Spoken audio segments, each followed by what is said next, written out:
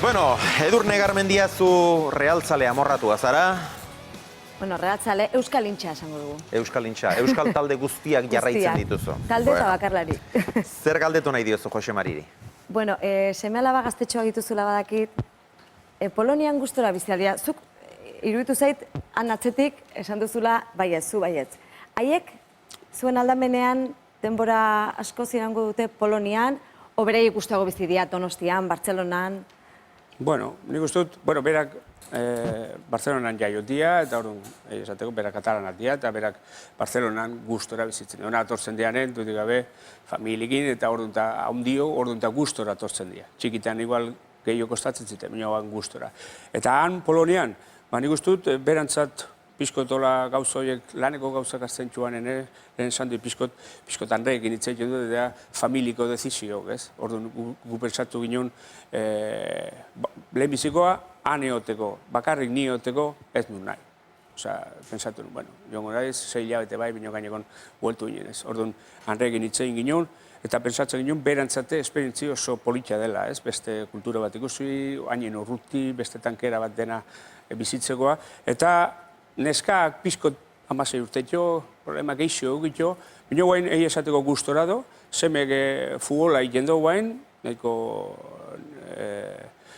gustora da bilen bera, eta hor egi esateko guain berake gustora da. Eta gero, esaten dizut, guretzat oso berezia da itxeen alkarrekin eotera, ez? Azkaldu, faldu alkarrekin hori niretzat importante da, zerti badakit ez dela denbo gehi, gelditzen holoko gauzak itxeko. Laizter atereko dialogo ez biek. Zuk badakizu zer den etxetik kanpora gazterik galdegin behar izatea. Nik asko sufritu dut, ni 15 urteekin seleziokin jokatzen nun, eta trenen talgon joten itzan, astelenen, hemen 3 sartzen itzan, aletzen itzan ara arratxeko beretzitan, bakarrika, ara jo nun egunen entrenatu eta arratxeden bueltu, eta denboaitan, neharrare egin unik, denboaitan, 15 urteekin. Jose Mari, semena esaten izun, seme-alabena, ze orain dela gutxi Roberto López Uparterekin koinziditu nun, eta arek esaten zian, hola jokalari profesionalen seme-alabek eta asko sufritzen dutela, bai batetik, etxe askotan bizi izan dialako eta herrialdez eta mugitu behar duelako, baita kritikengatik, baita zuk esan duzu, semea hasi dela futbolen, bere semeak asko sufritu zula konparaketengatik ere.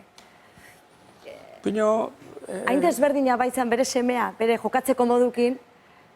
Bino, bueno, hori beti sufritzen dut, entrenadore bezala, bai, entrenadore bezala edozi momentun, nahi ziragozi, beti badakitzo kritikak, jokalari bat ez zula jokatzen, ez zula gonge jokatzen, ez dikize, galtzen zula, eta hori dudik gabe familiri beti ez da arratxa izaten, ez? Bino, nik uste dut, esaten dut, nik uste dut berantzat esperientzia persona bezala zoragarria dela. Zoragarria dela, urruti edotera, momentu txarrak irauzten txuzte, bera bakarrikan, eta, bueno, beste nire semek polakoa jaia dena enteintzen do, bastante hitze egiten do, eta hori berantzat denbokin hona izango da dudik gabe, momentu batzutan, ez?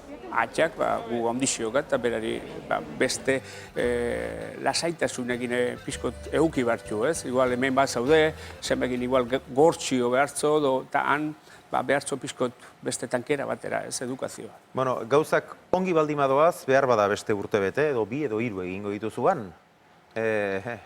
Momentuz udarte du, eta, bueno, ikusiko, esateko, nik uste dut oloko lanen, nin izan bezalare, ja semek, alaba aurren urtean jasok dezki Universidade Jo Marradaka. Eta igual ezagutuko du Poloniako mutilen bat, eta igual bertan geratuko da.